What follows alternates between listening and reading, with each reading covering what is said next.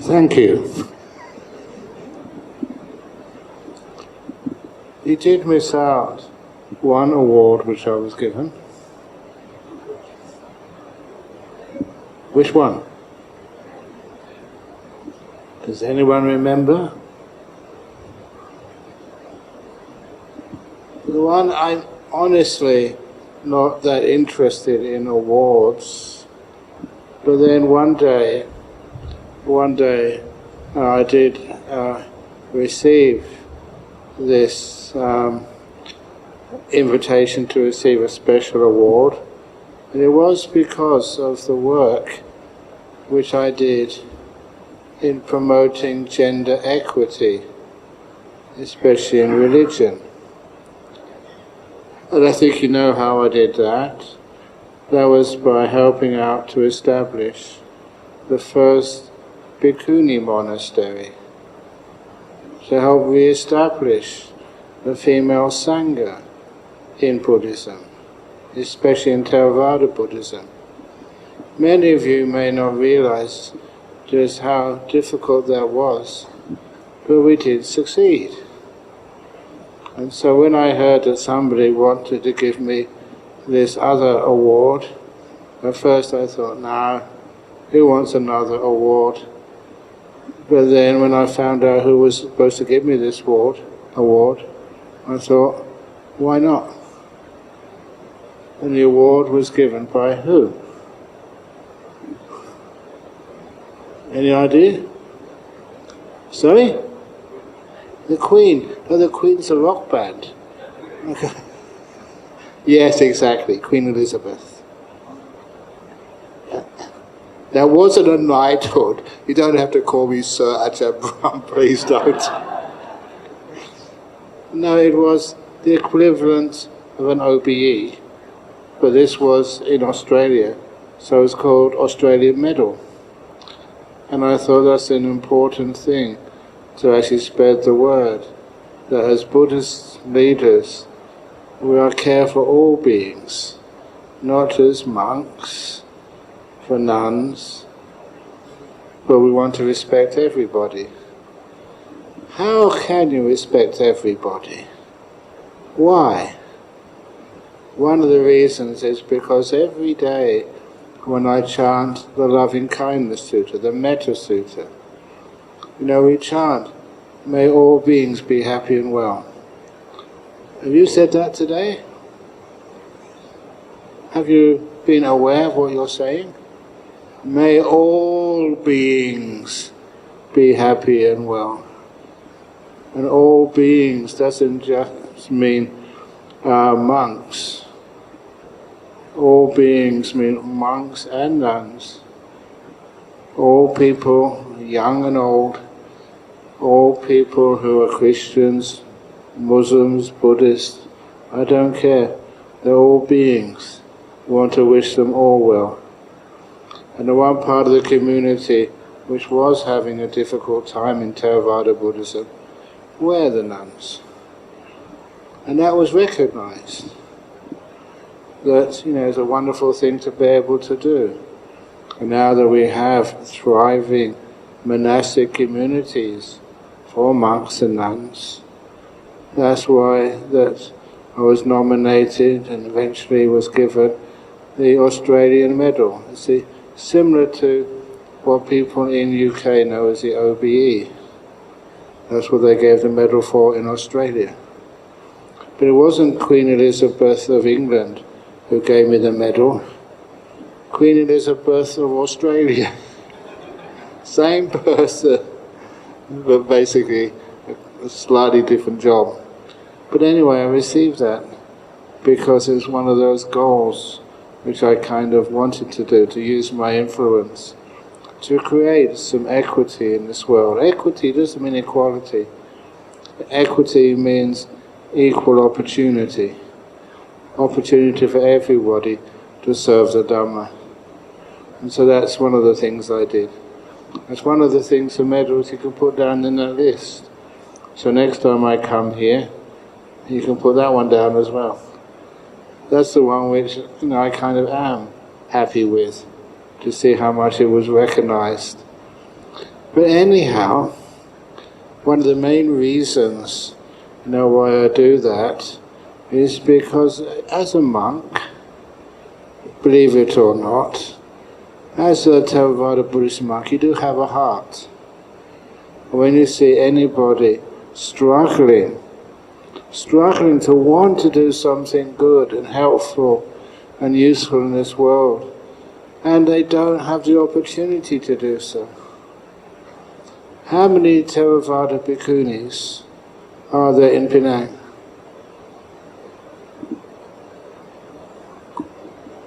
How many? Why not? How many of you sitting here, the females, maybe would have liked the opportunity to become a bhikkhuni? Have a community of kind, peaceful, wise women who could teach the Dhamma. If this evening there was a talk by a bhikkhuni, would you come? Thank you for not hesitating. Why aren't there? Are somehow men more wise than women? Not at all. You have some women who are great teachers. I've already mentioned a few from the time of the Buddha. People like Padhācara. It's not that women are better than men, or men are better than women. We need both to have a very, very strong religious body, which can help and serve the people in Penang and the people in the whole world. So anyway, that's one of the things which I got up to. But today, we're just not talking about that kindness. A few people have asked me, just when am I going to get on to talking about metta, loving kindness? Just caring for others. And of course that will be on the final day when I do a powerful metta meditation.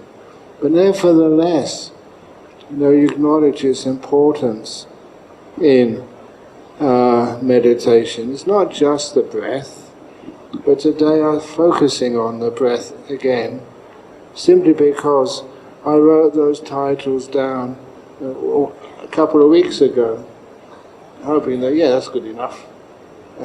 And so this one comes up today, breath meditation. Basically, you cannot isolate any form of meditation and thinking, I just do breath meditation and nothing else. You have to do even something like loving kindness whenever you do any type of meditation. You have to be kind to your body, be kind to the mind, be kind to the object of meditation. So to give you an introduction to how to do breath meditation, there's a form of Dhamma which I found when I was a student, not yet ordained as a monk. And that particular teaching, I have mentioned it here, but I haven't gone into too much detail on how it's practiced. And for one range retreat, 3 months, a Vassa period over in Bodhinyana Monastery in Serpentine, Australia, where I live, I decided to focus just on this one teaching for the whole range retreat, 3 months, and give talks about it this way, that way, and every other way, to explain to us how powerful it is and how it can encompass the whole of the Buddha's teachings, even though it wasn't taught by the Buddha. And this particular teaching, I think I'm well known for now, is called The Emperor's 3 Questions.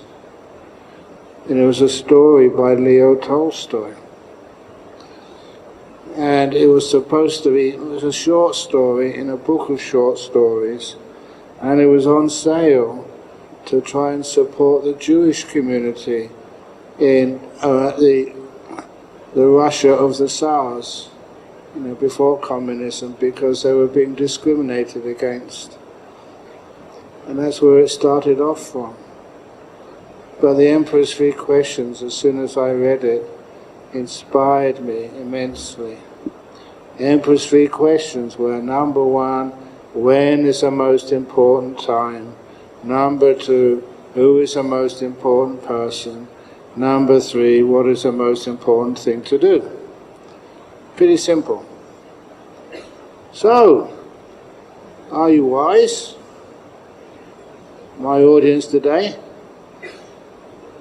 When is the most important time? Do you really think that? Were you worried when maybe you couldn't get here on time? Were you thinking what you have to do when you leave here? Phone calls, go toilet, or whatever else it is? How many of you really believe and practice that now is the most important time? As long as you practice, marvelous. It means you're not that worried about the future. And for so many years, I'm an old monk now, as you say, 51 years since I ordained. When I ordained as a bhikkhu was in December the 5th. How many years ago? 1975. 1974, sorry. That's a long time ago now. But nevertheless, in all those years, sometimes you forget. You're worried about the future, worried about the past. It never does much for me. But when I really do make the present moment now the most important time, it does mean that you don't worry about anything else. And I notice that where is your future made? Your future is being made right now. Now is the most important time. It's the place you make your future. And I kind of learned that when I used to do exams. I realized that if I really want to do well in exams, I don't worry about them. That's not being in the present. If I want to do well in exams, I'm in this moment. Being here, feeling this moment. And that's also the best place to meditate right now. Not only that, you did mention about some of the books which I have written, and they're amazing, not because their content or how they react, how they're received. It was the first book which I wrote, the Opening the Door of Your Heart, how that was written. I don't know if I've told that story already on this retreat. I have to be careful because I talk so much. I've said most things about my life already. And sometimes people say, Ajahn Brahm, you've told that story already. But even if I have to tell it again because it's a powerful story and answer about how meditation improves your life, no matter what you do in your life. In this particular case, I've told many, many stories because I've found that stories are the best way to convey truths. And I often wonder why that's the case. Because your life is a series of interconnected stories. Real life is not ideas and philosophies. Real life is a bunch of stories. Some are finished, some aren't. And that is what life means. It's a storybook. And when you can tell the Dharma in stories, people understand it and remember it so much better. So I've told many stories, and they're not sort of so much about like deep Dhamma or Abhidhamma and things which people respect but don't understand. It's about your normal life and how to deal with difficulties like loss of parents, about broken hearts, about how you can contribute to life, how you can find some endurance to go forward with whatever role in life you are playing and make sure it really works. And as a monk, I have been successful. And you have been recognized as being somebody who can serve and help others. And so when I gave some stories to tell people about how cancer is overcome, have any of you had cancer? How scary that is for you, and how that it can attack people of all ages, and how if you are touched by cancer, how it can really disturb the whole lifestyle of your families. I've done that so many times to people who had cancers. And you had what I always loved to talk about was the miracle cases. There were places where, people went for their to remove their breasts because of cancers. Guys, you don't know how that feels for a woman. That's really, really, really traumatic. It's not dangerous, for your body, but for your understanding of who you are. So if that ever happens for a woman, you always love to try and give her as much support as possible. And what happens sometimes, not all the time, but it's wonderful when it happens sometimes, you teach them through meditation, through breath meditation, to be so aware of their body. And if they're facing a cancer, then amazing just how they put so much focus on the meditation. And they get great results.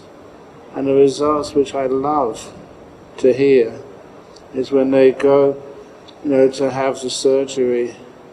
And of course the doctors will always do another CT scan of their chest before they remove the breast. And then, when they come and tell me, they said, the doctor told me there was something wrong with the machine.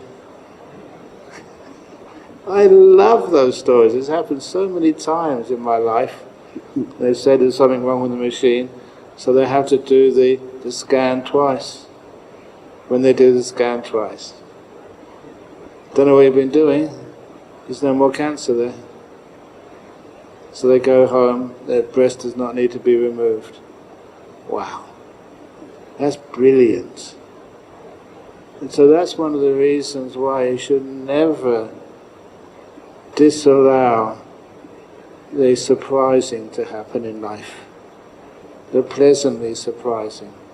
And especially for some reason with cancer, that's some kind of disease where your attention to your body, the way you look at it, the kindness, the peace you feel, has a huge influence on what happens to you. Most other things have the same kind of influence. This guy over in Singapore, when I was in Penang a few years ago, and he came to tell me his story. He had a very weird disease where some neural passageways in his brain gets all scrambled up. And the only doctors who had skill in this area, who lived close by, were in Singapore. So he went down there, had a scan of his brain, and find out that yes, he had that disease. And that the only cure or remedy was to have surgery on his brain. But that surgery could not be done with anesthetic. It had to be done without anesthetic, and apparently it was very painful. But that was the only thing which worked. So they asked him, did he want to do that? At the time, he was getting married. So he discussed it with his fiancée and decided, for her, I've got a whole life with her, I better have this done. And it was very unpleasant. But it worked, he had the surgery he endured, and after the surgery, the brain was working perfectly. And that's when he came to see me here in Penang. On one of the times I did a retreat up here again. And when he came to see me in the interview, he said that he went back to Singapore, to check up, see how it's going. And his doctors said, really, really, really bad news for you. That disease has returned. He said, one of the first times we've ever seen this. I forget the name of this disease. But anyway, they said, do you want to have an operation again?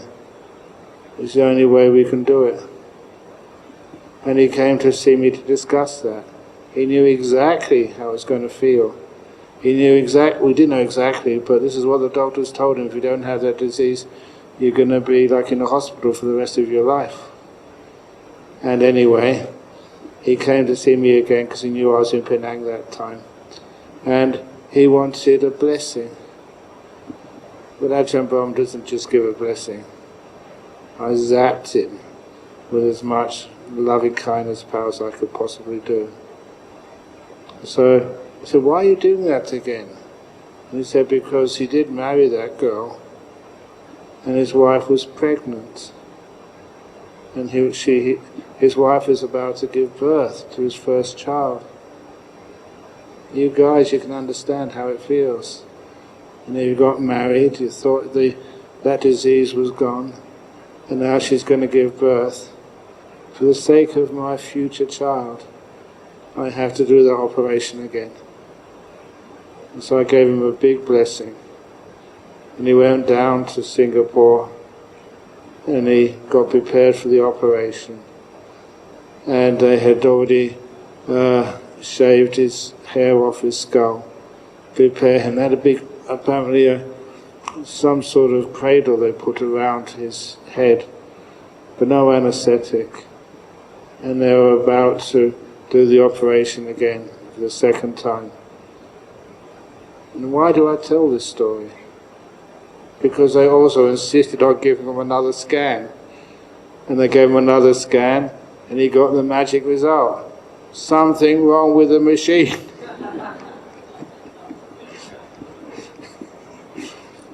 And they gave the second scan, and he was clear. The doctors were really confused. He didn't need the operation. It had healed itself.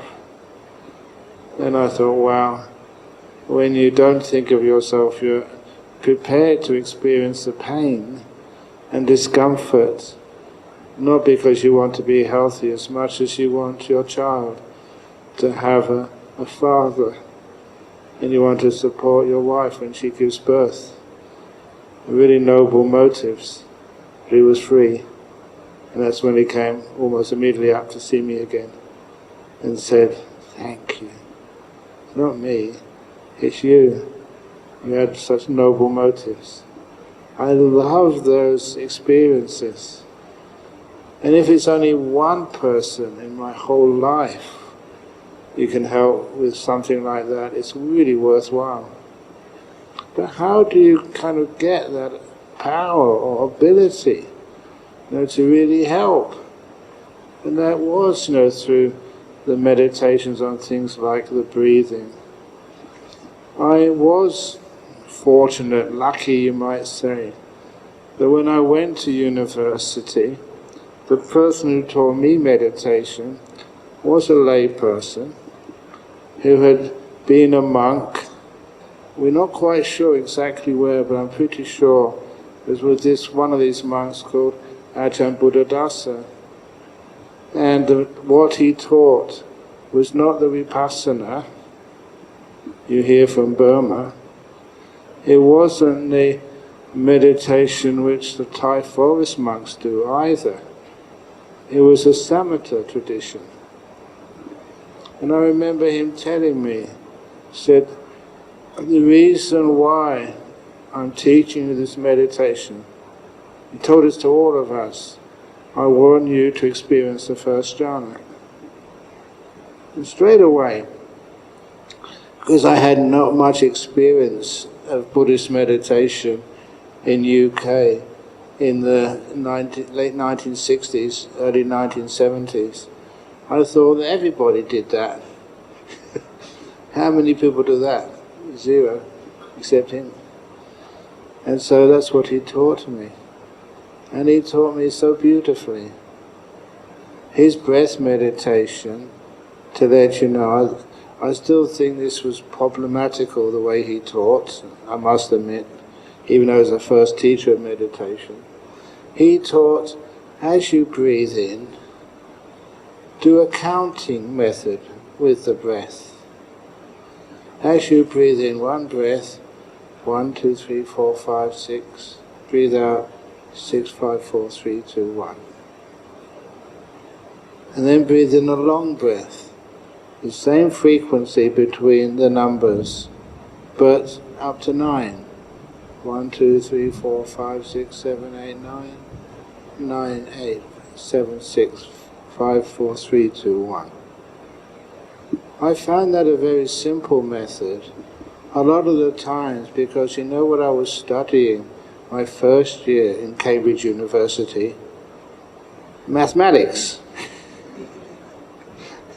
And I wasn't scared of maths, I loved it. I did maths as like hobbies when you did puzzles and stuff.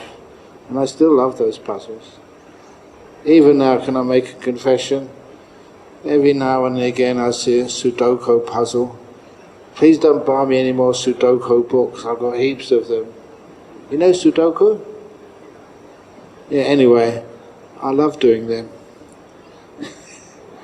It's kind of an entertainment, a bit of an exercise for me.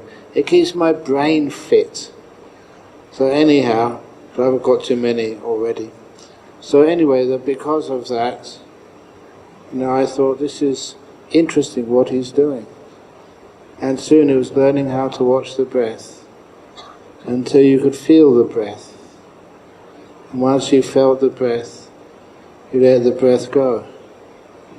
And that's when you had these deep experiences in meditation. That first retreat I went to, when I mentioned getting into deep meditation and being able to see the bamboo tree, the most beautiful bamboo tree I'd ever seen in my whole life, in this inappropriate botanical gardens in Cambridge. I told that story already, haven't I? Here? No. Okay. The bamboo tree, or bamboo grove.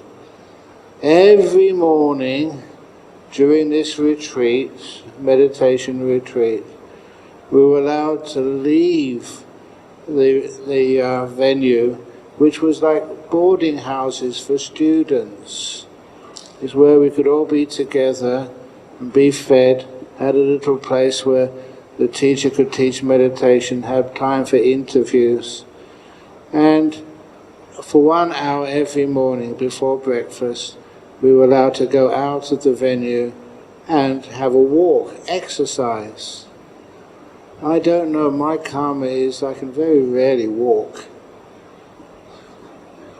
It always gets stopped. And this time I was stopped from walking because I decided to go to the Cambridge Botanical Gardens. It was only 3 or 4 minutes from where I was meditating.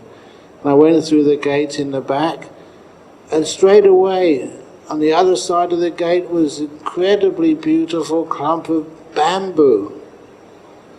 Have you ever appreciated why it is that bamboo is always in Chinese watercolors? It's one of the most beautiful plants in the world. Just its colors on the stems, the yellows, and it sometimes can just change into the green of the where the stems fit together. And even the leaves, the green leaves, they're not fat and gross like the trees over in the west. They're very slender, and they taper into almost like a point, so gracefully. And the way that they bend in the wind, and this beautiful arc, which you could not design better. And if there's a slight breeze, you can see them swaying in the wind. Those bamboo stems and groves are gorgeous. And when I saw that, this is the thoughts, the way I looked at them. And I was so transfixed by them. They were so beautiful. I just stood and stared. In those days, I must say that I had way more hair than I have now. Big bushy hair out up to about here. Where my hair stopped, that's where the beard started. It was very, very good to protect you from the cold in UK during the winter time. My family called it the donut look.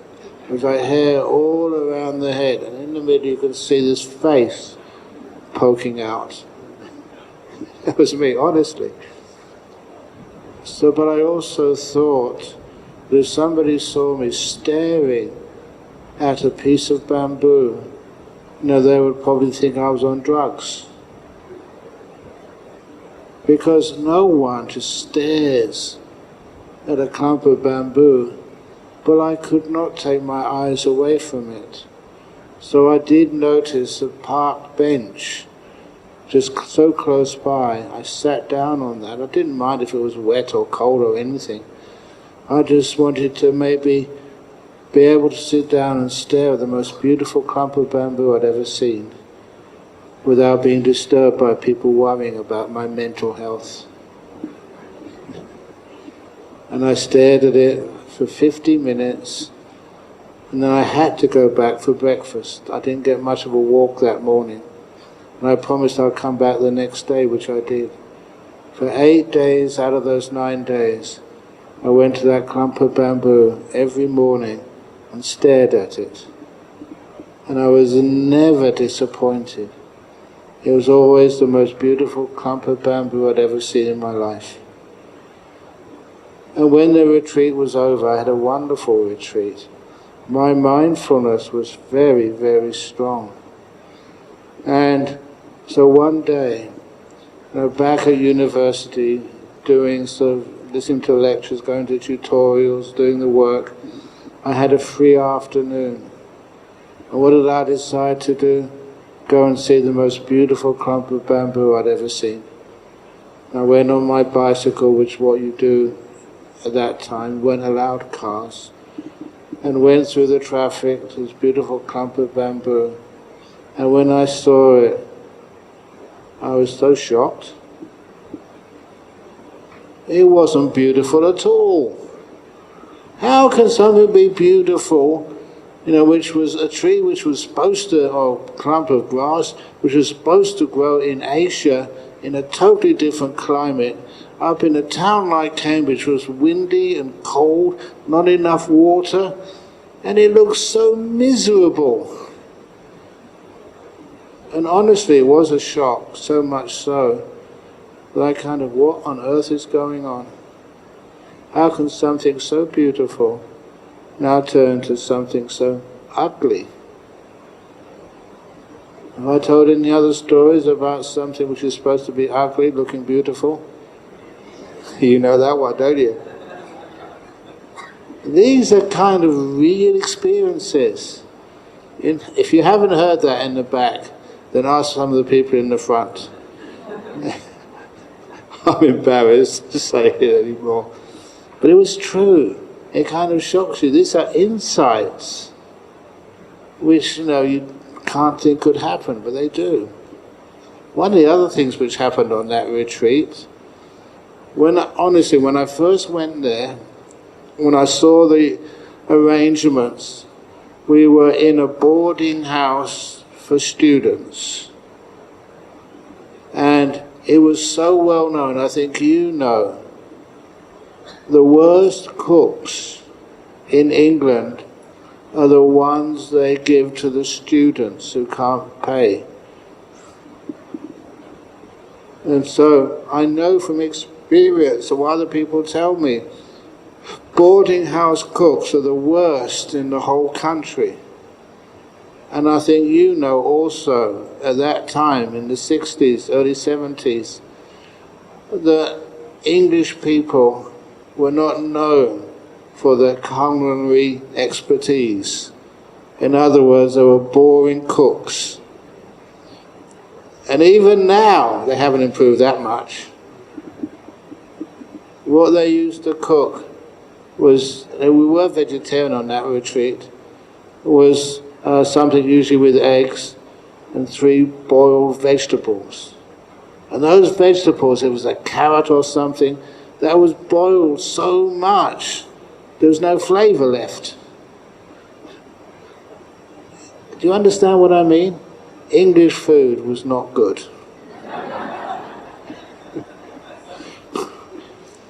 And so anyway, I really did think at the time, should I actually just go and get some sandwiches? Hide them and just, at least I'll have something delicious to eat. But the food, I could not believe how delicious the food was. Breakfast, lunch, we did have a dinner as well. We were only on 5 precepts. We weren't monks at the time. The food was delicious. And at first I thought, it's just good luck. Of all the chefs or cooks in UK, we managed to find, just by luck, good karma, a really good chef. And that was wrong. She wasn't a good chef. She wasn't a good cook. She just low paid, feeding poor students. The really good students, the ones who were wealthy, went and ate in the college. But these were the boarding house cooks. And only then afterwards did I realize it was an ordinary cook. She wasn't that gifted. But just like the poo story, whatever flavor was left in that food, after all that boiling and steaming, I could taste. My mindfulness had increased enormously. So what usually you say, this is tasteless, this is bad, what type of food is this? Whatever taste was left, whatever flavor, even so minute, you could feel it. The mindfulness is not just in sight and sound, it's also in flavors.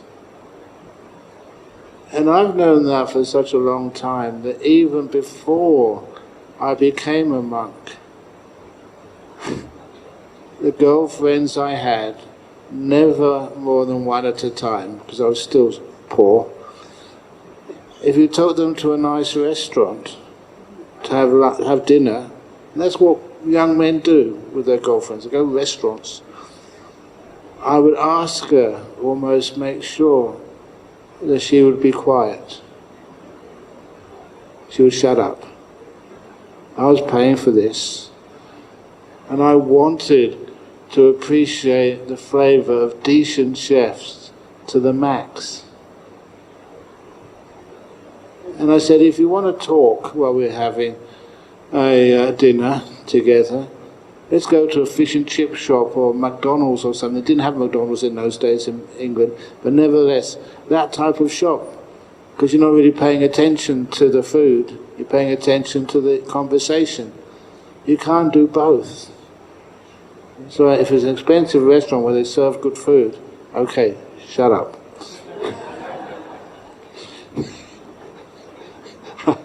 I don't know why any girl would have wanted to go out with me anyway when I said things like that, but they understood eventually. That's what happens when you appreciate mindfulness. That's why even here, at your dinner, or sorry, not dinner, your meals here, are you allowed to speak in the lunch hall? Please don't. You'll appreciate the food so much more. And you do find, if you have a good meditation in the morning and you go down for lunch, that food can be delicious, surprising you. Why? It's just your mindfulness has increased and so much more wonderful. But anyway, back to the story. I kind of remembered the most beautiful clump of bamboo I'd ever witnessed in the whole world. So I decided to go and visit it one afternoon when I had free. And so I got on a bicycle, drove down there, and when I got there I was kind of excited, as you would be when you want to see it as a work of art. And when I got to that clump of bamboo, where had it gone? It was the same clump of bamboo. It was not beautiful anymore. It was really ugly. So I could not see and appreciate the beauty anymore. It was in the wrong place. But I really appreciated the lesson. The beauty never lived in the bamboo. The beauty was the power of my mindfulness. The more powerful the mindfulness became, the more beauty you could see. And I love that statement. The more mindfulness you have, the more beauty you can see in the world. And that's why there are times, when you're on a retreat in a place like Jhana Grove, we have these two stupas. And I tell people, because I do it myself, you sit down there and you lie on the stones, face looking up. The one great thing about Australia, you can see the Milky Way so clearly. That's why they gave the name centuries ago, Australia. And on that night you can lean down, face up, and they look incredibly beautiful after you just emerged from a nice meditation. Wow! It's like somebody's giving you a light show. Absolutely perfect. And I love those experiences, where the beauty is there. Even just the old meditation hall we had at Wat Banana, I kind of just really disappointed. They've torn it down and they don't use it anymore. Why did you do that for? Because I remember when it was just freshly built and the villagers laid the concrete floor, and how they laid the concrete floor. They had the concrete and they're putting it down. If it wasn't flat enough, they'd spit on it. So make it wet so they control it flat as best they could. And concrete goes off very quickly in that sort of climate, it's so hot. So that floor was not all that level and had lots of spit on it. So much so that when we had to do some walking meditation on that floor, the walking meditations I've described another little bit of information right now. When you're observing your feet as they move up and move forward, we're much lower than that, you were looking at that concrete floor. And there came that moment, my mindfulness was really getting strong, where I had to stop. I couldn't do the next step. The reason was that piece of concrete which I was looking at, it really did have contours on it and different shades of grey. And when you saw that, the way that it all moved together, it was another work of art. I was well educated, you knew what was artistic and what wasn't. And that was like it was being done by some Picasso or something. It really looked beautiful. And of course you stood there admiring it for minutes. I don't know what the other monks thought of me. This crazy monk from UK just standing there, enjoying, smiling, and getting blissed out from a piece of concrete. I'm not exaggerating. And I thought, I know you can get a concrete saw and just cut out that piece and send it to the Tate Gallery in London. They'd have to also see how beautiful it was. It's gone now, I don't know what they did with it. So many works of art which you could see when you were really mindful. It also kind of shocked me, because every time I started getting really beautiful meditations, it was so blissful. I said, this is what we're supposed to do. Meditate, get into things like jhanas, and experience that bliss. But then the Buddha kept talking to us, life is suffering. Life is suffering. And I looked at the floor, wow, look at that, that's amazing. That took a while for me to understand exactly how the Buddha was saying this and what it really meant. We started to see beauty in so many different places. And every now and again, I could test out my knowledge of English literature. And one of the great poets and painters, I think in the 17th century, was a gentleman called William Blake. And he used to say, in one of his great poems, to see a world in a grain of sand, see a heaven in a wild flower, hold infinity in the palm of your hand, and eternity in an hour. That was just 4 lines of his poetry, which when I read it, I never forgot. And when you started to do this stuff through meditation, you realize how powerful that 4 lines were. To see a world in a grain of sand, something so small, and you look at it with mindfulness. Oh my goodness, that's so true. You can look at it for hours. You're not crazy. You're really being mindful, aware. See a heaven in a wild flower. The wild flowers we have in Australia are always really tiny. And sometimes they're so tiny they don't come out for very long. You have to really be aware to see them in the first place. But their colours are always really deep and satisfying.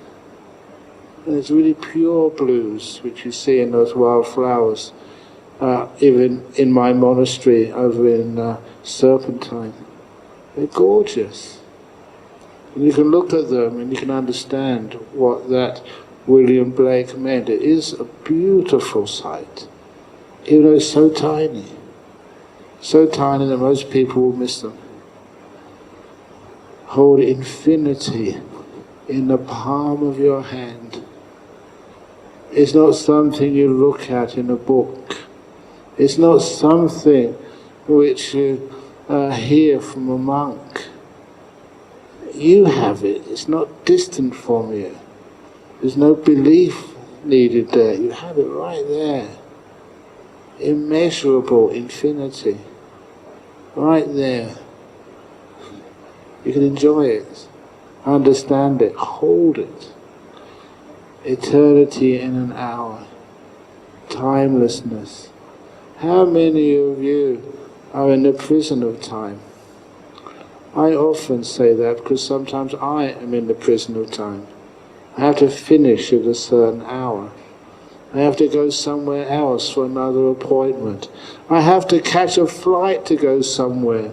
I have to make the connection in time. Sometimes I wonder why so many of us are imprisoned by time. I remember sometimes just like this one time when I was travelling through Singapore airport.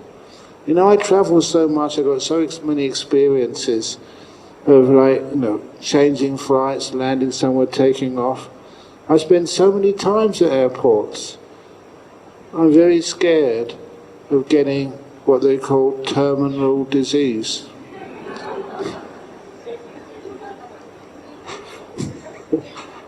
You know what terminal disease is? I do have terminal disease. Honestly, no joke. Actually, it's a joke. I was born. As soon as you got born, you got terminal disease. That's why some coroners, if they don't really figure out why you died, they write down, if they're Buddhist anyway, they write down cause of death. They write down birth on your death certificate. That's why you're dead. They read about the cancer or the car accident or losing a leg or whatever. The main cause of death is birth. So, anyhow, so a lot of those times, some of your ideas and concepts about the most beautiful thing in the world, and what is eternity? What is beauty? You challenge those and you learn so many other beautiful things about what real beauty and eternity is. And so anyway, when I first read that poem to see, not the poem, rather that Tolstoy story, the three most important things in the world, the most important time is now. If you really want to be enlightened, people sometimes ask, how long does it take? It doesn't take time. It kind of destroys time. Frees you from time. Time doesn't matter anymore. That's when people say, how long does it take? Oh, crikey. That's not really a valid question. Sometimes you just meditate.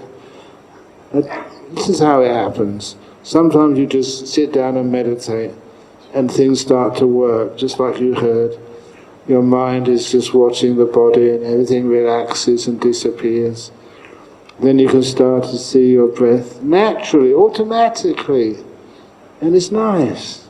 So you watch the breath go in. You don't watch it go in and go out, in and out, in and out. You just watch it in this moment. It's going in. It's going out. It's finished the in part, it's finished the out part. And it's easy. Just like, you're watching me now. Is it hard to watch me? That's like watching the breath. It's simple. Why do people find that so difficult? You just watch the breath. And as more you longer to watch the breath, the more simple your mind becomes, because you're not doing anything else. So the whole energy of your mind goes into watching the breath. And it becomes easy to watch, beautiful to watch. You see so much more. And the whole body disappears, it's not needed. You're just sitting here watching the breath go in, breath go out. So simple, so easy. So the body vanishes, disappears. You're aware. You don't fall asleep because you're watching the breath, and it's nice to watch the breath. You don't count the hours, you don't say, I've got to meditate for another half an hour when the bell goes or whatever. No, you just carry on meditating, you're enjoying it. And then the breath slows down. Why does it slow down? It's because you're not doing anything which needs breath. If you've got your car parked in the car park, does it need much petrol or electricity to keep going? Of course not. It's just humming along nice and stable, simply using very little fuel. And that's what your body's doing. It's hardly using any fuel at all. And you see this wonderful breath. And so because it's not using any fuel, you don't need anything. You're not moving so much. It's stable. And some of that excess energy, it goes into whatever you're experiencing, becoming more beautiful. As I've been saying, that's where the concrete floor starts to look amazing. And as you get more happiness, that's where the happiness is coming from. It's the energy of the mind. If you're losing energy, you get dull, even depressed. Anybody who tells me about depression, honestly, if you start getting into some deep meditation, bye-bye depression. It disappears. It can never come up again. You're high energy. You can see clearly. And if you want to get yourself really uplifted, you just go outside and see a clump of bamboo. Wow! Look at that! What amazing gardeners there are in the Penang Buddhist Association. Look at that, wow! Beauty is very easy to see. Or you look at the rain falling, the sound of the rain, on the roofs in this association. It's a gorgeous symphony of water dropping on the roof tiles. You can notice all of that. And you notice it so clearly, it kind of inspires you. Many other people are listening to their iPhones. You're listening to nature, which is so surprisingly beautiful. And then you get even more quiet. You're inside, and you see the joy of the mind. All that energy is not going into the senses anymore. Your breath vanishes. It's done its job. You are still breathing. One story I wanted to tell you, I'll come back to what happens next in the meditation in a moment. But you know the story of Ajahn, my teacher. Just after, I've got to say a bit more about this. When I first met Ajahn, the reason I got faith in him was not what other people said about him. That I was doing some work in Wat Pong, his monastery. And as I was doing some work, there was another monk asking some questions of Ajahn. The other monk, he was a novice monk named Gary from the United States. He was an interesting character because the town where he grew up was in LA. And he told me the story that once he was in a fraternity house. Anybody who was in the university in the US would join a fraternity house. And one day he was in there hanging around, not doing very much. And this guy came in and said, "Any of you got a tuxedo?" The old dinner jacket stuff. And he put, "Yeah, I've got one." And he said, "Well, I need some volunteers. I'm an aspiring film actor, and I'm having a party tonight. If you got a tuxedo, can you come?" You know who that guy was? Actually, because I don't watch films, but apparently he was really famous, Clint Eastwood. He said, "Wow, he must be famous." He was just starting off his life. He wasn't famous yet. He was holding a party. So this guy, Gary, he needed him as a bouncer and just be around the house if any help was needed. So Gary went there and he told me some of the experiences there. One of the things, there was this aspiring film actress came in her furmobile. Instead of being the chairs upholstered in leather or plastic, they were all upholstered in fur. These were people who had too much money, far little sense, but they were aspiring actors. And the other thing which she remembers from that time was that somebody said there was some sound in the cloakroom where all these aspiring wealthy film actresses and actors put their clothes. So they went to investigate, and sure enough there was someone stealing from the pockets. So he was a big guy, this guy. He grabbed them and he started pushing them outside, and that's when Gary tripped. And instead of falling over to everybody in that party, it looked like Gary was heroically throwing out this person who was stealing from the coats. And then he said it was one of those most wonderful moments of his life, where all these famous film actresses would come as, "Well done, Gary." And he said that's what praise is like. It's obviously for something you've never done. But anyhow, what else happened? Why did I bring up that story? Oh yeah, Gary was asking Ajahn Chah some questions about Buddhism. And as he was answering the questions, Ajahn Chah wasn't answering the questions at all, which was kind of weird. And so I noticed the questions that I was thinking, they were what Ajahn Chah was answering. So I deliberately asked or thought of a couple of other questions, and Ajahn Chah answered them perfectly. I did that for a whole while. How many of you in those private interviews we have in the morning and afternoon ask your questions? Do I answer them properly? Maybe it's what the person outside is thinking.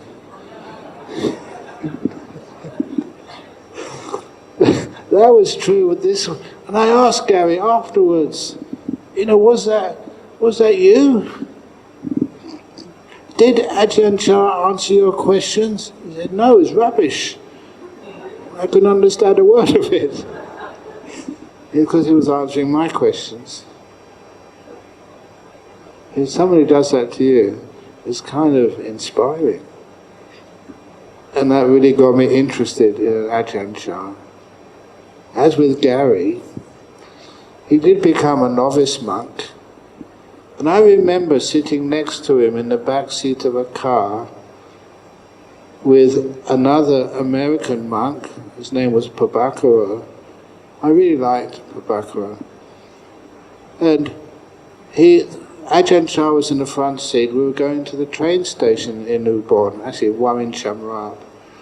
And as he was driving there, 3 Westerners in the back, Prabhakara, myself and Gary. Ajahn Chah stopped and looked at Gary. And as he looked at Gary, he said to him, had to be translated into English, "You're thinking about your girlfriend in LA, aren't you?" You have to be very careful when you're with someone like an Ajahn Chah. Never think of your girlfriend or boyfriend or whatever. And poor old Gary went bright red. He was busted. He was thinking about his girlfriend. He said, yes, I'm sorry. And Ajahn Chah was always a very kind monk. And he looked at poor Gary, smiled, and said to Gary, I think we can help you. Do you still write to your ex-girlfriend? Say yes. Next time you write to her, please ask her for something.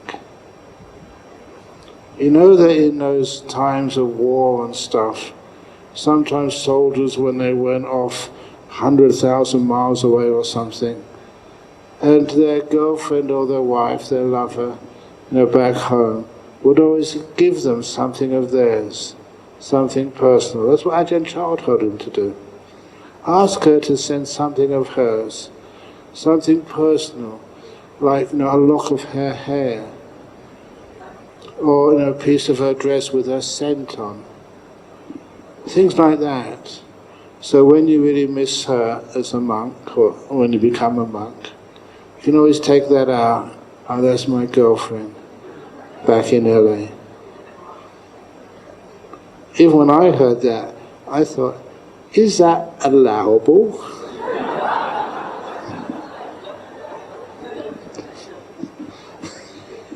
And that's when Ajahn Chah started shaking his head. Oh yes, you can do that. And it kind of made all the 3 Westerners in the back really interested. What's Ajahn Chah up to now? He said, ask your girlfriend to get a little bottle, I've got an example here, about this big, with a nice sort of cap on the top, and ask her to send you something very personal of hers. Ask her to send you a little piece of her shit, of her feces, and send it, and when you receive it, Anytime you miss your girlfriend,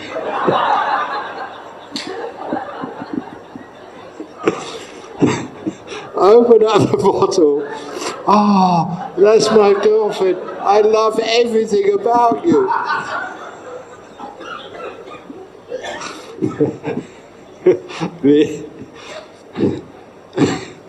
Now I just said that in English. In the car in the back seat, our translator, the senior American monk, it took him such a long time to make that translation. He was giggling and laughing. You can understand why. That's the kind of the stories which Ajahn would tell. It was great fun to be around him. You never know what he was going to be up to next. They're very funny, but sometimes it's true. What is beautiful and why it is, should I say this? So I've already started. Why do you love someone?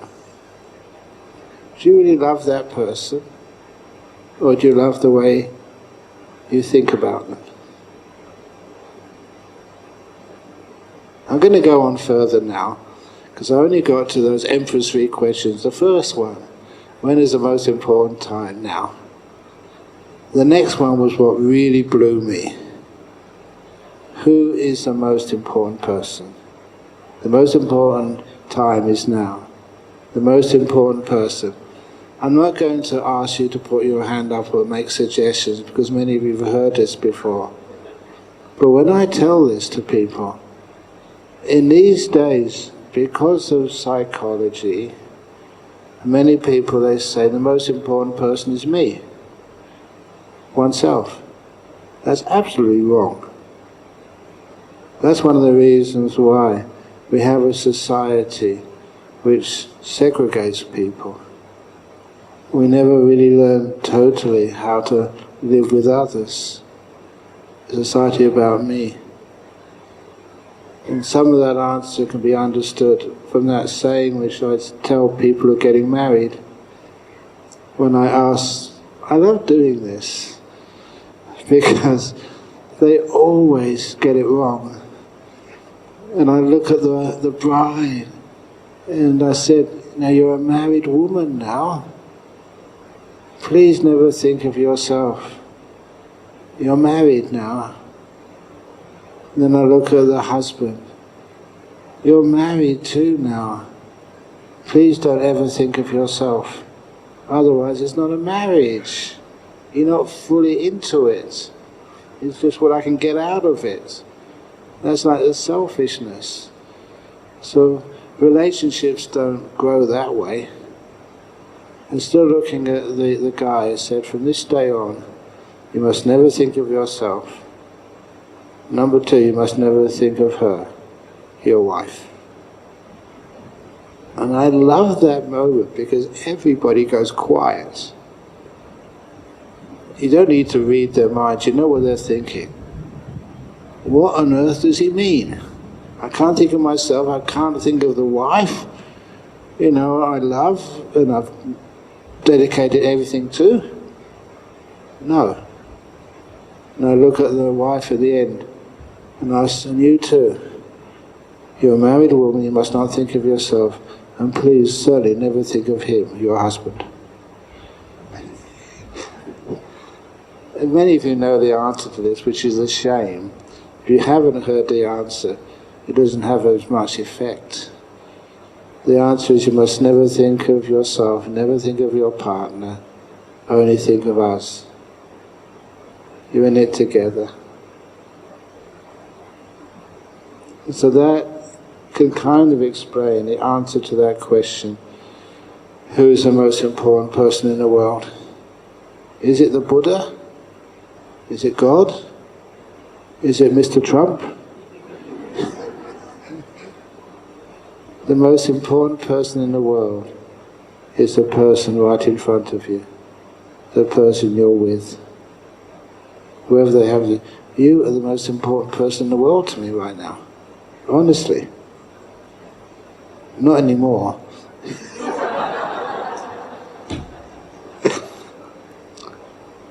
How on earth can you connect with someone? How can you have a conversation with someone if you don't give them that respect of the most important person in the world right now? And when I said this many years ago, I gave this simile in a talk I gave to Cathay Pacific in their headquarters over in Hong Kong.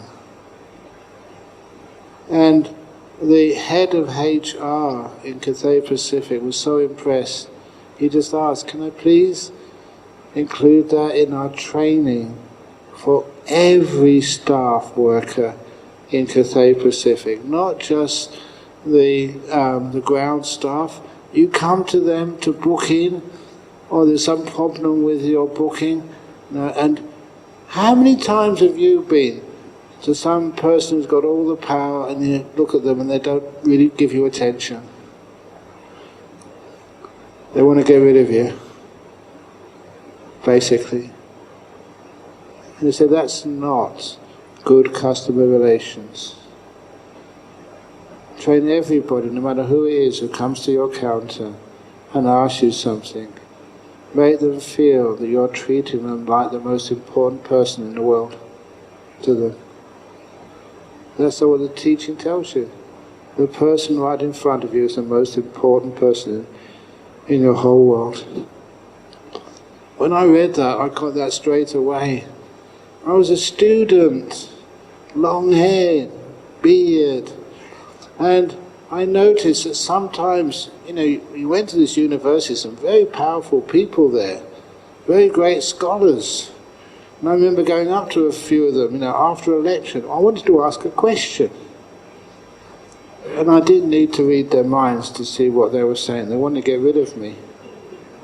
I wasn't important enough. I was a little student. And that was terrible, to feel that kind of rejection.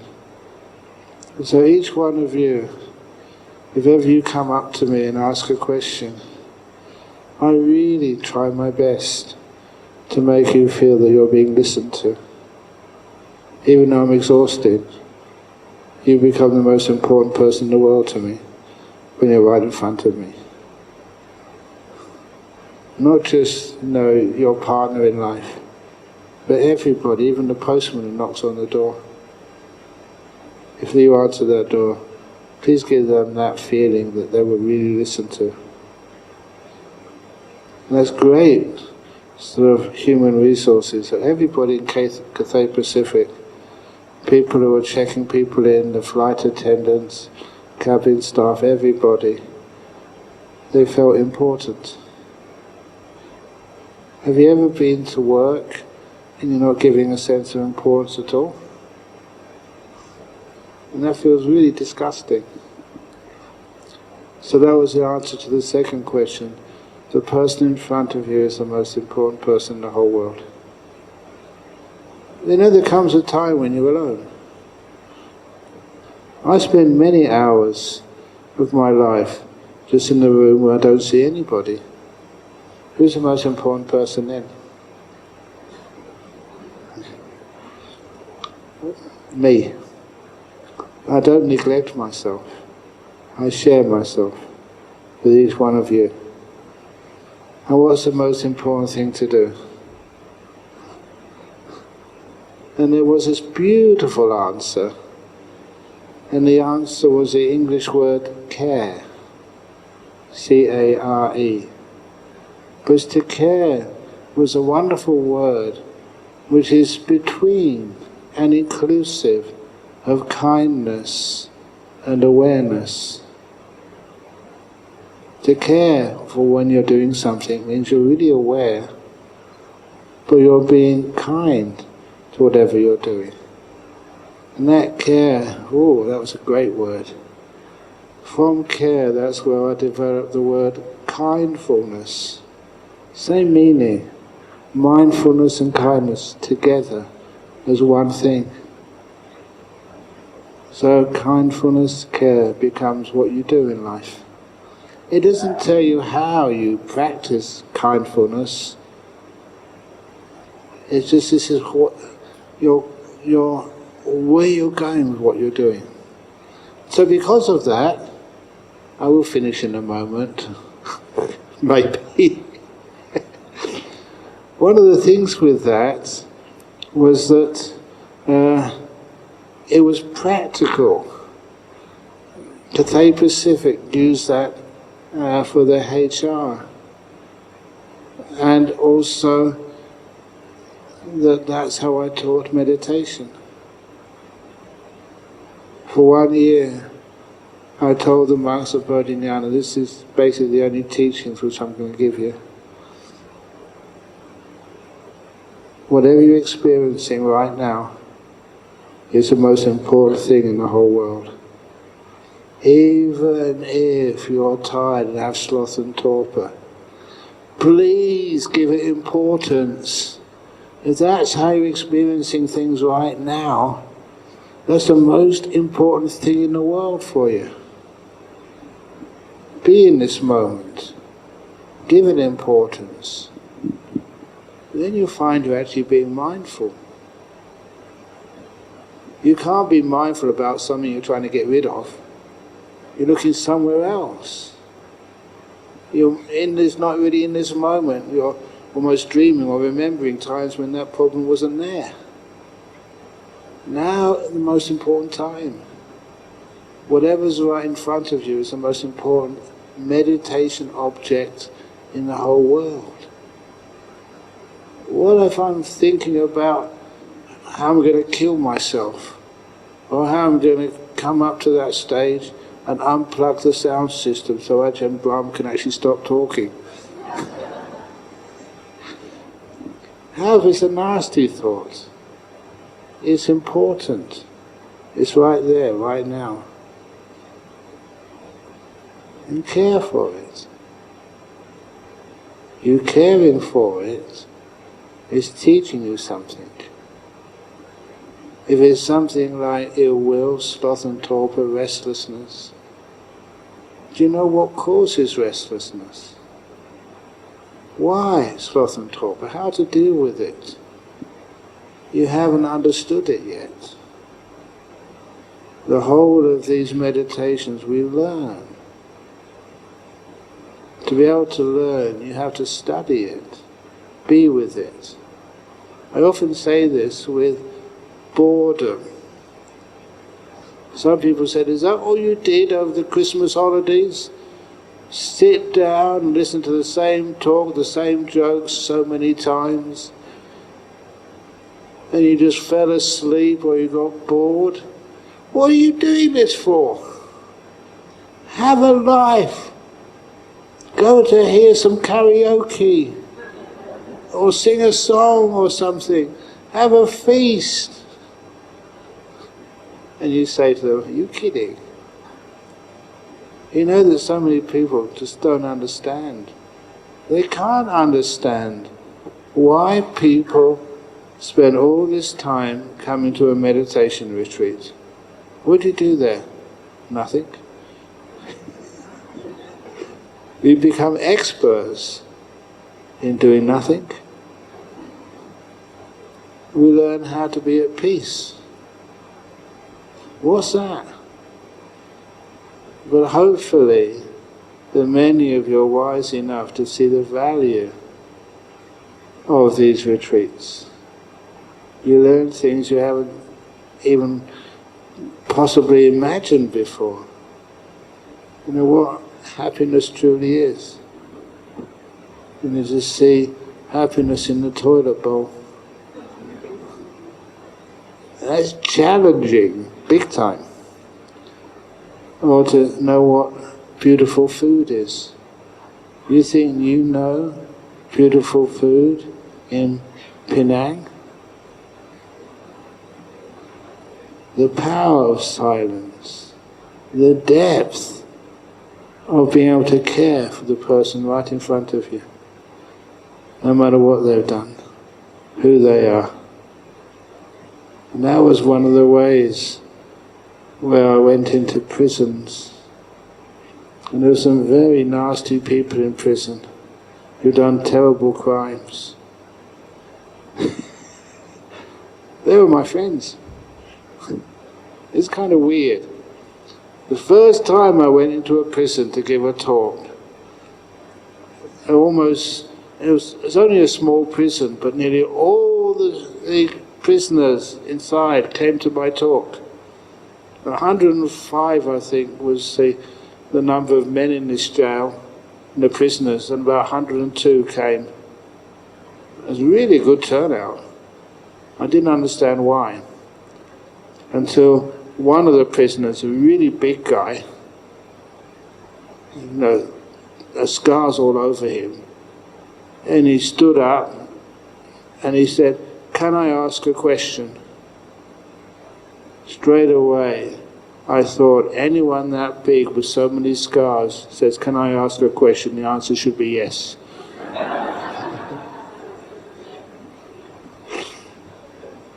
And he was the one who asked that question. Honestly, this is what happened. This is too funny to make up. Is it true that through meditation you can learn how to fly over walls?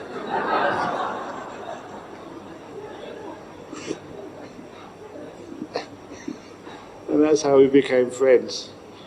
And I said, well, actually, yes, but it takes many, many, many years. You have to learn many, many skills to be able to levitate that well. So the next time I came to talk in that jail, only 3 people turned up for the class.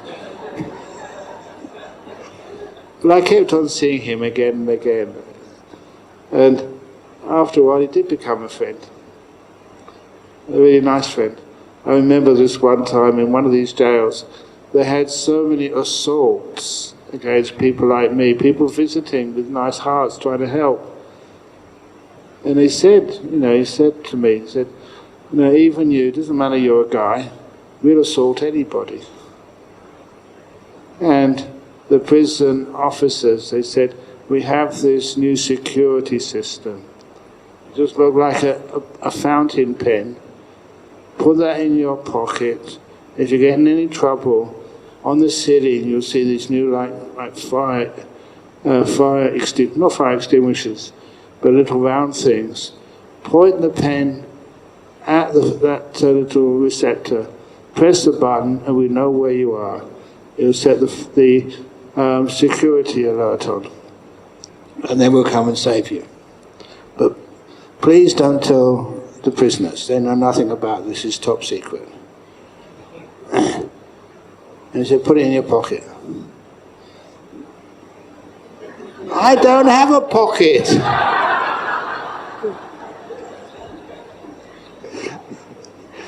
No, just hold it. So I held it. And as soon as I went into the room, the class, which I was going to teach, this guy, he was one of the gang leaders in these jails. And he told me, he said, oh, you got one of those security alarms as well? You're not supposed to know about it. Oh, come on, we know all about it.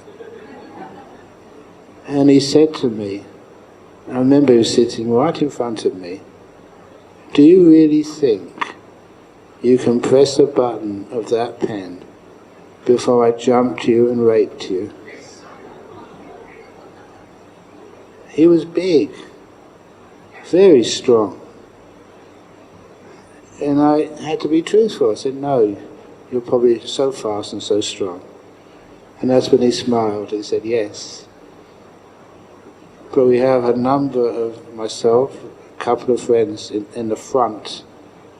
We're here to protect you. We won't allow anything like that to happen to you, because we like you. We thank you for being here. So you don't need that pen. Please always feel so safe. And it's such a nice thing to say to me. And it was so true. Those guys are much faster than any of you can imagine. But I felt so safe. And I got to know those guys for so many years when we were in jail. They became friends. I felt so safe in there. But one of the... Okay, I'll stop after this story. One day I got one of the best compliments I've ever got. Honestly, much better than any of you have ever given me. And this was one of the prison officers. gave me a call. I happened to be around so I could answer that call. I wasn't in Penang or some other country. And this prison officer said, "Oh, at last I got through to you." And he said, "I've been working in the prisons in Western Australia most of my life. And I've noticed, I'm not a Buddhist," he said, "I've noticed something unique about your classes you've given in so many prisons. Every one of the prisoners who went to your classes, when they were released from jail, never came back again. Zero recidivism." He says, "I don't know what you're doing. I don't care what you're doing. But I'm very happy to say that it works." Really, prisoners who've been in jail for so many years. Now, I understand something. When they go out of jail, they never need to go back again. And that really touched my heart too. He said, "I'm retiring at the end of this year. Can you please find the time to come back again? I don't know why, but whatever you teach them, it works." Imagine someone says that to you. And I'm being honest with you. Unfortunately, I have to go to Penang, go to Vietnam, go to... But nevertheless, it was a beautiful saying. That's why I felt so safe. If you're kind to others, you don't have to feel afraid at all. Even to animals, like we... One more story.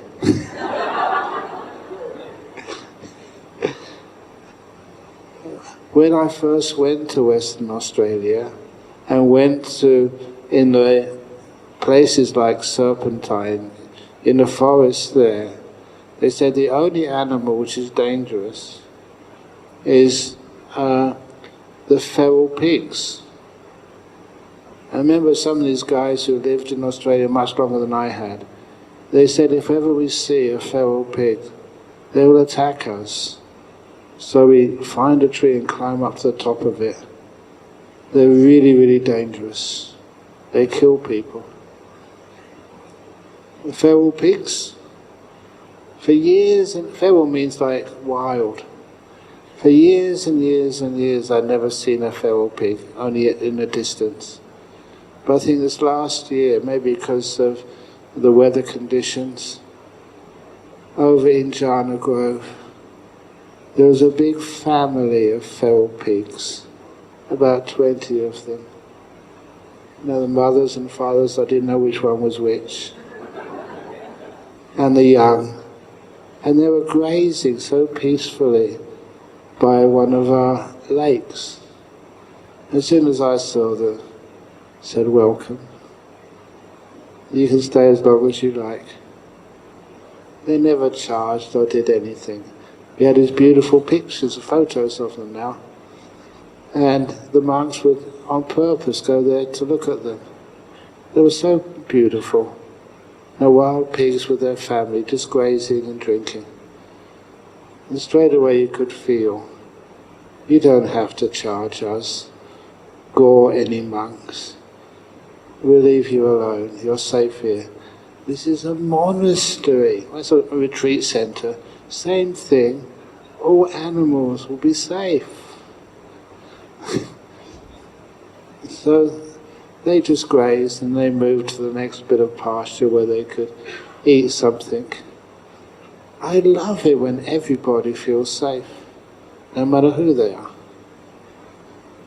Snakes, got so many beautiful snake stories. They never ever ever harm. Where's Chalpogo?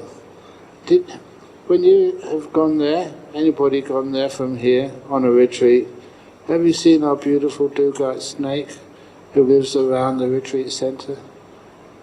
Dugites are really, really dangerous. They bite you, and they're one of the most dangerous snakes in the forest. And they're big too. And there's one, if it's a hot day and people are on retreat, the Dugite always comes out. There's a couple of places where it calls up to rest and enjoy the sunshine. People walk by and the guy just looks and lets them be. He's a very Buddhist snake. Because we're kind to it. And I remember some of the people working there leave some water out for it. That's all it needs. So anyway, okay, I do have some questions here. So is it okay if I stop the talk and answer some questions? Thank you. Otherwise you'll stop me. Okay. Oh, I can't open it. Here we go. I am struggling with a dilemma between love and family.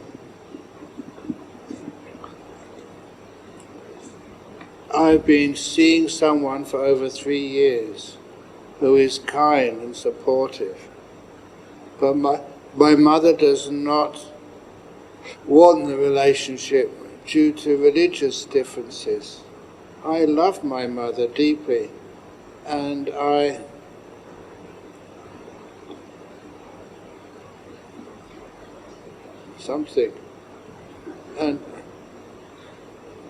something care for this person, and I feel torn as if I must choose one over the other.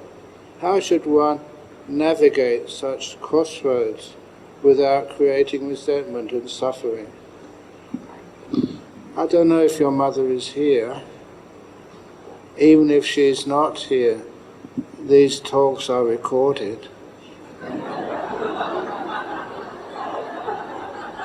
So please get a cut of this statement. No, mother, it doesn't matter if somebody is of a different religion. Just if that's what your child would like to make them happy in their life, please trust them. They've got the same genes as you, your child. That's where they're wise. And number 2, they have differences of religion. You know that's not as important as you think. Over in Singapore is one of my favorite families. I think she is a Buddhist, he is a Muslim. The 2 children they have so far, one is a Christian and the other one is a Hindu. They have 4 of the 5. You know that sometimes in places like Indonesia, they call about the Pancasila. The Pancasila doesn't mean 5 precepts. It means the 5 allowable religious paths, the 5 allowable spiritualities. And I like it that they're all allowed and respected. I still remember this Thai girl who was a Buddhist. She fell in love with this Italian man who was a devout Catholic. And they came and asked, not me, but this was one of the other monks with me at the time, what should we do? And the Thai girl, should I become a Catholic? And the man said, should I become a Buddhist? And this monk said, no, don't do that. Every Saturday, I would like both of you to come to the Buddhist temple.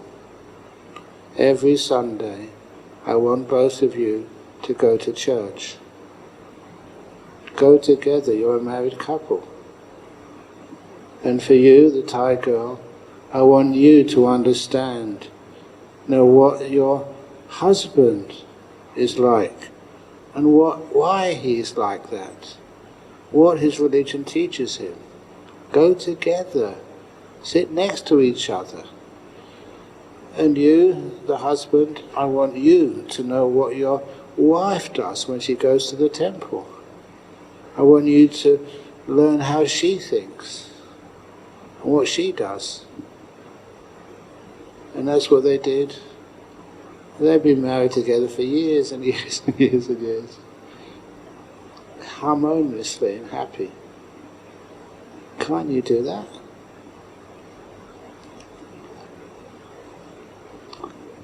Anyway, that's the best if you can.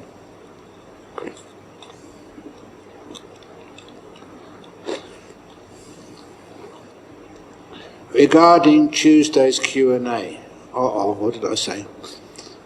You know, I talk so much, that I must say something wrong sometimes. You mentioned, this is not wrong, this is a good question, an easy answer. You mentioned that enlightenment means there is no consciousness. Not quite. When you become enlightenment, it's called Nibbana. When a person who's achieved Nibbana, when they die, it's called Nibbana with no remainder. The consciousness finishes, not at the moment you become enlightened. The consciousness finishes at the moment you enter Parinibbana. That's the full enlightenment. For example, the Buddha, Siddhartha Gautama, got enlightened at the age of 45. Is that right? No?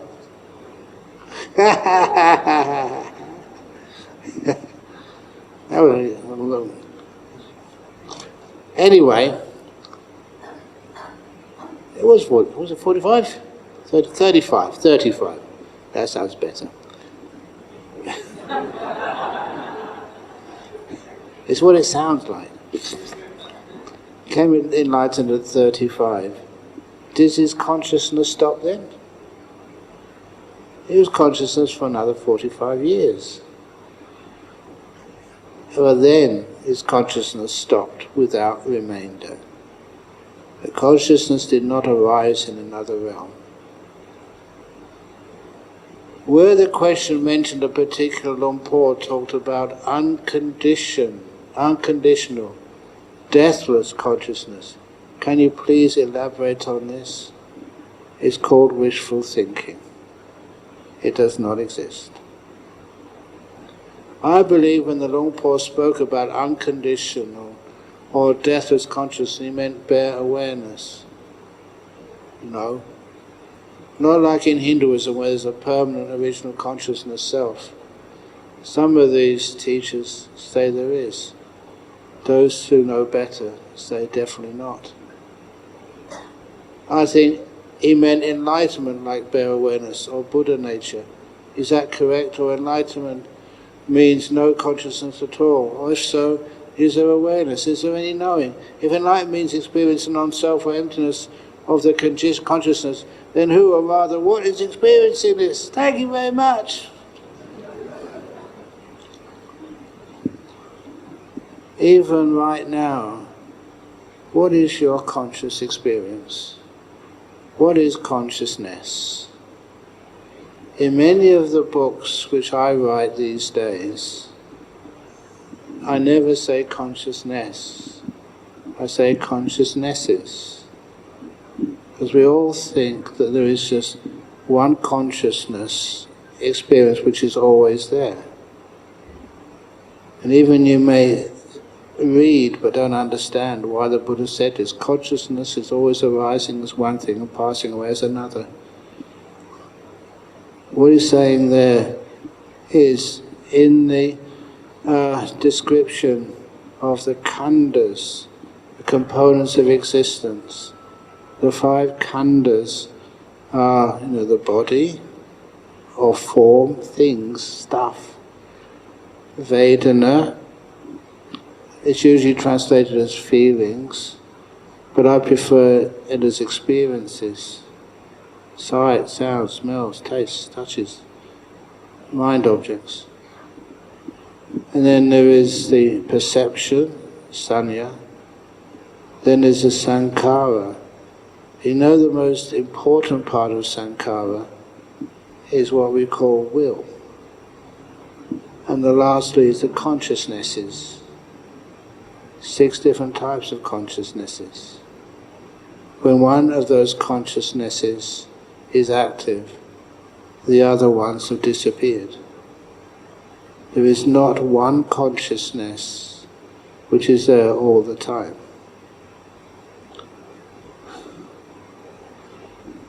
How can you prove that? That's what you do when you know what these jhanas are. That's the first time in your existence when you've had just one form of consciousness with all the other 5 gone. In the jhana, just one consciousness at that time, which is the mind consciousness, the 6th consciousness. Once you know what that 6th consciousness, the mind, is, as your own experience, then you will know just what happens in your life outside of jhanas, like what's happening now. You have this process, like mind consciousness, then you know what you saw. Sorry, I got that wrong. Sight consciousness, with the eyes, then you know what you saw. Maybe then hearing consciousness, then you know what you heard. Many years ago I gave the fruit salad simile. It's like you're looking at a plate, and then on that plate an apple appears, another apple, then another apple, then a coconut. And after the coconut appears, then a banana appears, another banana, and then another coconut. And then, what was the other things I used to say? Cauliflower. And then a cauliflower appears, another cauliflower, and then a coconut. The coconut is a simile for the mind, head, and the apple simile for the eye, and the cauliflower, when you used to have fights with people when I was young, you get cauliflower ear. It's things like sight, banana nose. And so, this is what happens with your experience. It's not a continual smooth flow of one type of consciousness. It's one of 6, and only one can happen at a time. And you only know that for sure when you've experienced a jhana, you know what that 6th consciousness actually is. Sometimes we think we're always aware. There's 6 different types of awareness. You're aware of what you're seeing, and you're aware of what you're smelling, aware of what you're hearing. When you're aware of what you're hearing, you're not aware of what you're seeing. It moves very fast, but that's what happens. And after each one of those 5 senses, we have the mind. It knows what you just saw. It knows what you just heard. Over in Western philosophy, we have this statement which people know without really looking at it clearly enough. Descartes, I think, therefore I know. You can't think and know at the same time. If he was accurate, he would say, I think, therefore I knew. Past tense. You can't have 2 types of consciousness occurring simultaneously. And that changes the whole way you look at consciousness. There are 6 totally different types. The most powerful one is the mind consciousness, knowing. And that gets isolated when you're in a jhana. And that's when you really get to know it. And then you can see when you come out of that jhana how what you thought was a continuous flow of consciousness is actually fragmentary. Trying to find similes. He had the simile of the beach. If you go to one of the popular beach resorts here in Penang, is the sand on the beach continuous? It looks like a continuous stretch of sand. If you look more carefully with a magnifying glass or with a microscope, you see the separate grains of sand. And there are spaces between every grain of sand on the beach. It's not continuous. It looks continuous only when you don't look carefully enough. And that's the simile of the different types of consciousness.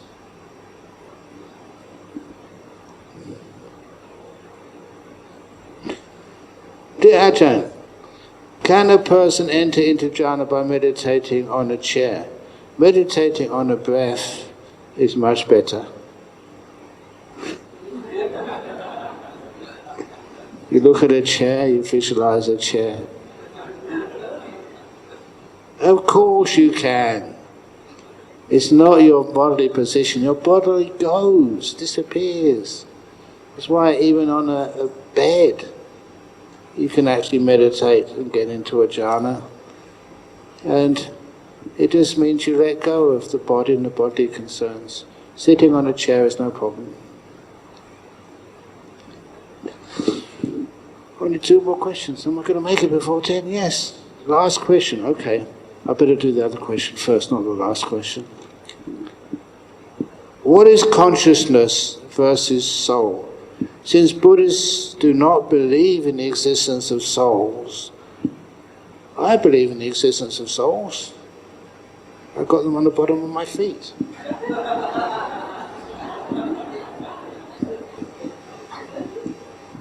Sorry. So how does the Ajahn explain on rebirth? Is rebirth the same as reincarnation? The difference is so small. But instead of calling like a soul, the way the Buddha described it, which makes a bit more helpfulness, a stream of consciousness. Not consciousness as a thing which doesn't change, but a stream of consciousness. Just like if you stand on a bridge and you look at the water passing under that bridge, it's a stream flowing underneath the bridge. If it's a big river, it always looks pretty much the same. But every minute, it's different water flowing underneath. If you look at the flow of your stream of consciousness, which usually means your mind consciousness in the simile, if you look at it, it always seems to be the same. It looks the same. But there's more conscious moments are always different. Just like all the water flowing under the bridge is never the same. What went there a minute ago is already gone downstream. That's why that simile is kind of very neat. So, what is consciousness? You should never say what is consciousness if you're an accurate Buddhist. What are consciousnesses?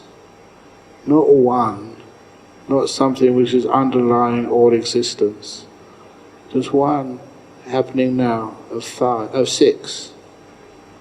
Once you can see that, not to study it but see it, you understand why enlightenment is possible. Okay, the last question. The last question says, Ajahn Brahm, sorry, there's not enough time for it. We came close to getting to the last question. Sorry. Okay, Ajahn Brahm, last question. We have a surprise for you to end tonight's talk. Please keep this note for last. Oh, I wonder what the surprise is. Am I nervous or just playing around as usual? Ajahn Brahm, Yeah, you okay. mentioned about... I'm sorry, time to go now. Ajahn Brahm mentioned about in Australia, you celebrate a lot of festive occasions. and today is Buddha Mass. Yes. Yes, yes, yes. And the participants are fast learners. They're what? They learn fast. They learn fasting. They learn Fasting very means not fast. eating. You know, the message goes, to develop the beautiful attitude of gratitude, they just show their a small gesture of appreciation by giving Ajahn Brahm a little surprise. You're surprised. Oh my goodness, what is Yeah, that? it's I'm an getting nervous now. You know what happens in many countries? If they don't like the person giving the talk, they surprise them by throwing their shoes at them. They did that to Mr. Bush some years ago. But these days, you're not allowed to bring your shoes into the hall. Now you understand why. If you don't like the joke or the simile, you have nothing to throw at me. The participants Okay. made an impromptu card expressing their gratitude towards Ajahn Brahm for spending Buddha Mass Day with Penang retreatants here. Excellent. Yeah. And we would like to invite the organizer, Brother Cole, to present the appreciation card. Yeah? Okay, or Brother Wong to present. Excellent.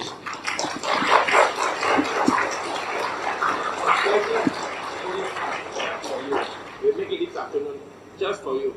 Is it? Edition. Which one is me? Oh, that one. Which one do you think I would love to be more? The little bear or the monk? Happy Buddhamas 25/12/2025, PBA Penang. Wow. Got so many signatures here. Now I can find out your handwriting to find out whenever you do anonymous questions, I can find out who's actually asking them. Okay. Okay. So something like that deserves a blessing for you all. A really long one. Can we do a long blessing? Yes, okay. So, Sabba Buddha Nubhavena Sabba Dhamma Nubhavena Sabba Sangha Nubhavena Buddha Ratanang Dhamma Ratanang Sangha Ratanang Tinnang Ratananang Anubhavena Chatuva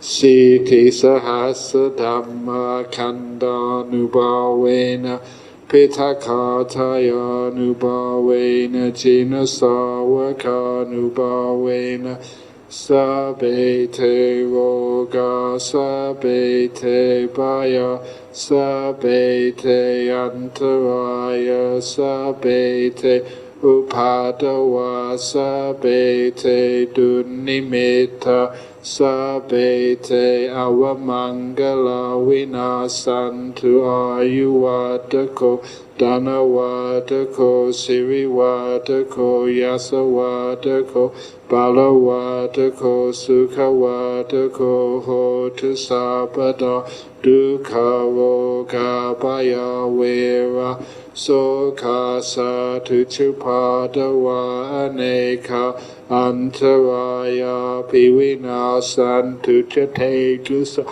Jaya Siddhi Dhanang Labang Soti Bhagayang Sukhang Balang Siri Ayu Javano Chabogang Wuddhi Chayasawa Satawa Sacha Ayu Chajiva Siddhi Bhavantu Te.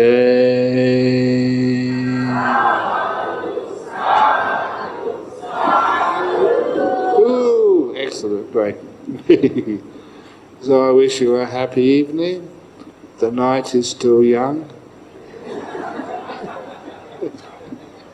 Now, please have a good rest, and I'll see you in the morning. Tomorrow night's talk apparently won't be as long as tonight's, because tomorrow night the subject is silence. Stillness or silence? Okay. So I can't do silence. Silence is very easy talk. I just come up here and keep my mouth closed. Okay. So it'll be a long talk again tomorrow night. So have a good rest tonight.